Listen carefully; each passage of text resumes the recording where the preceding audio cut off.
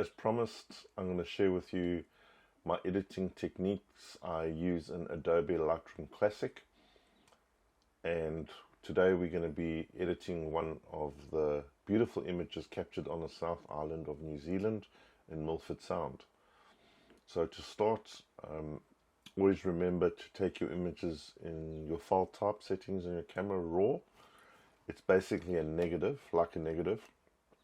And with that, you can use a lot more functionalities within Lightroom Classic to make adjustments to your image.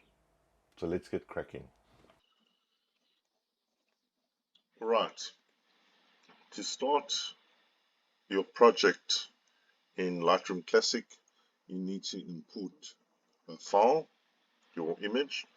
You start by opening up Lightroom Classic and then hitting File, and then here you see Import Photos and Videos,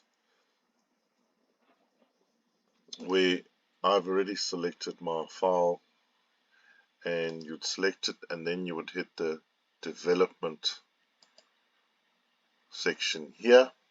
Now to make global adjustments referring to the entire image, edits and adjustments, you work in the basic section here. Now as we can see, the image is totally underexposed. Keeping in mind the forests are dark, and I do generally underexpose my images to keep noise down to a minimum. So the normal procedure would be is people would just go to the exposure here and increase exposure. Before doing that, I do these couple of steps first. First being is increasing the vibrance up to about 30. I would increase the saturation by a small amount to about 4 or 5.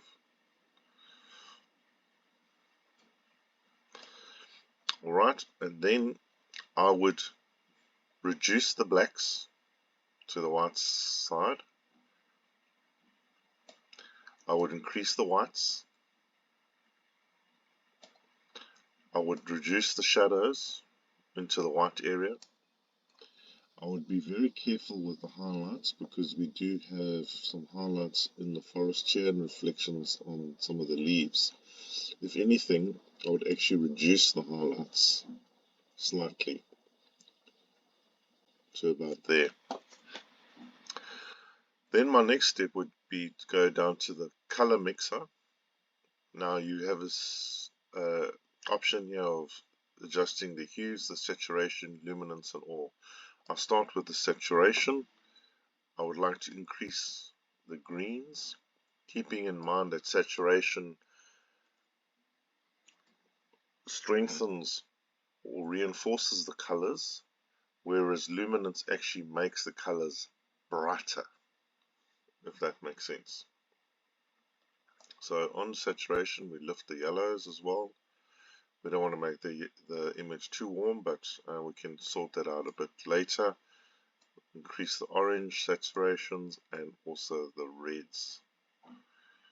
Now the luminance, definitely we lift the greens as bright as we can, the yellows as well, the oranges and the reds are actually,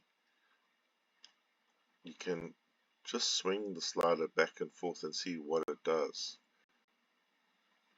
But the red slider doesn't make much of a difference. There is some red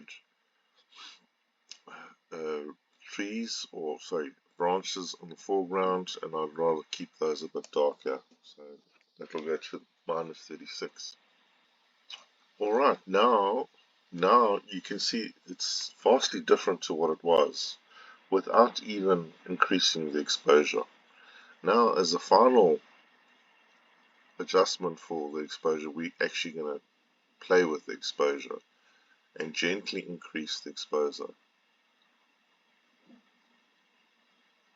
to there. Now you can actually see we need to drop the highlights even further.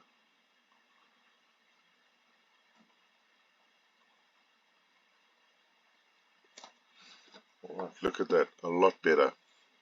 I'm not happy with all these highlights here on the top of the photographs. So, but before we get that, we need to actually trim and crop the image. So here's the cropping tool here next to the razor function. We hit crop, and we've got a bit of messy foreground here and a fern leaf sticking out here. So we're actually going to drag that to there. We've got a bit of a tree sticking out on the right here. We're going to tidy that up. We're going to bring in the left slightly as well. And then the top, we want to just tighten that up a bit as well. And then hit edit. Right. As I said, too many highlights at the top here. And now we're going to do some adjustments, localized adjustments by using the masking tool. So the masking tool is here, this round circle. You would select that and you've got an option of different masks. In this instance, we're going to use a linear gradient.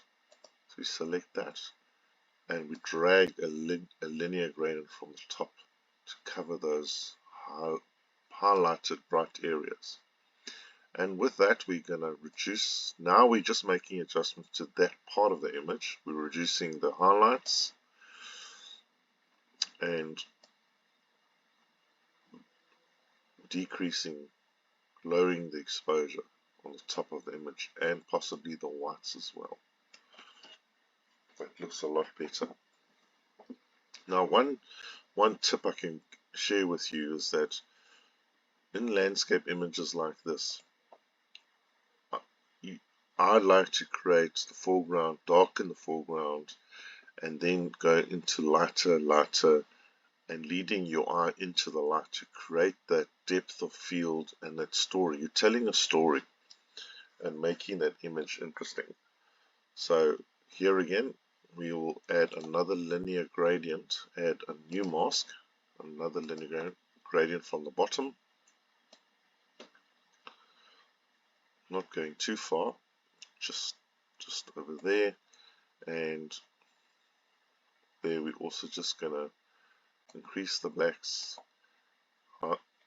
reduce the highlights and the exposure. Right. To create that mystical, misty forest feel for this image, we're going to soften up the central upper part of the image, and by doing that, and to achieve that, we're going to introduce another mask, and it's going to be a large radial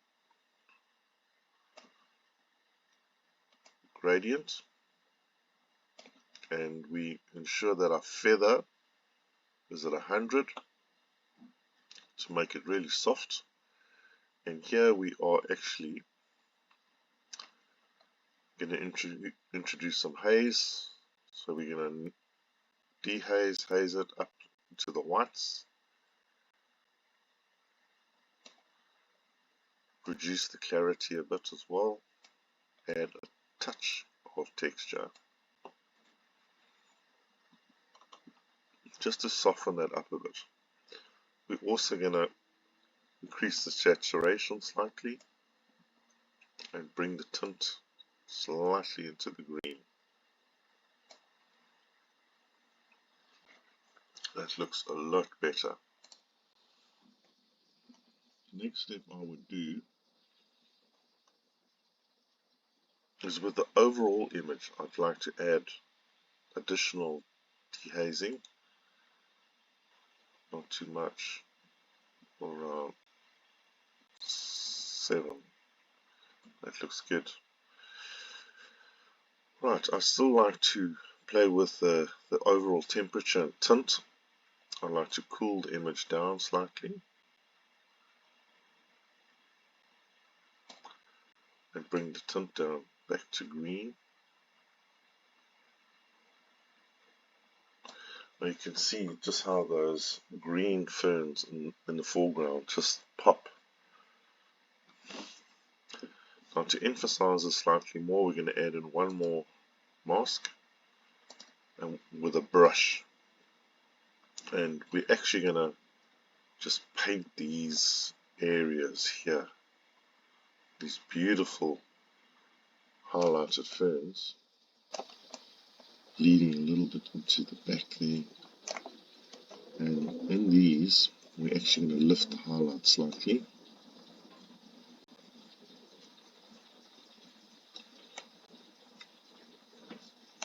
Bring the tint slightly to the green, a little bit to the warm it up.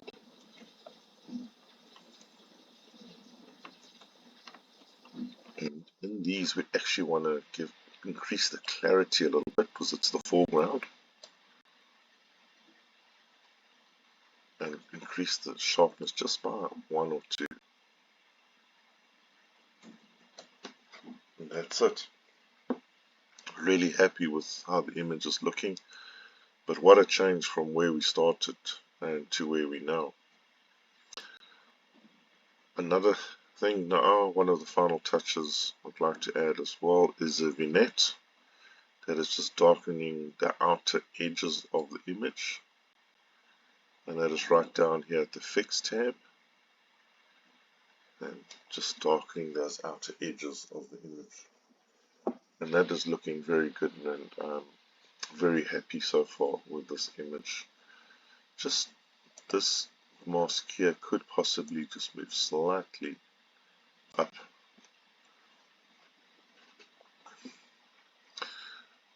Just one more final check is that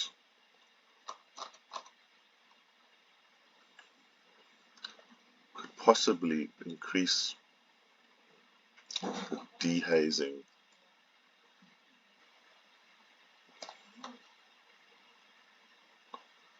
The overall dehazing of the image slightly more. And yes, the whites could come down a notch.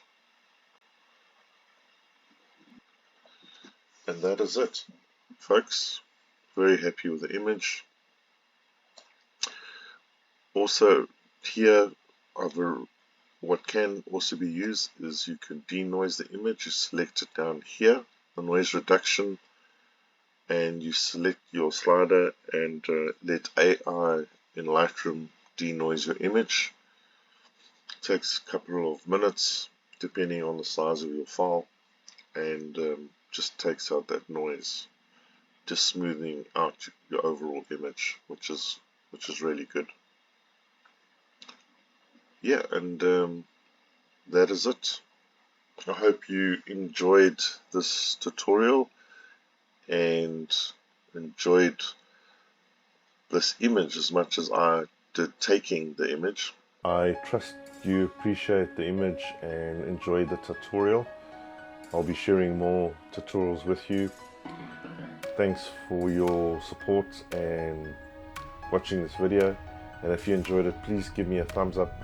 It really helps my channel to grow and for me to share more videos with you. See you in the next video.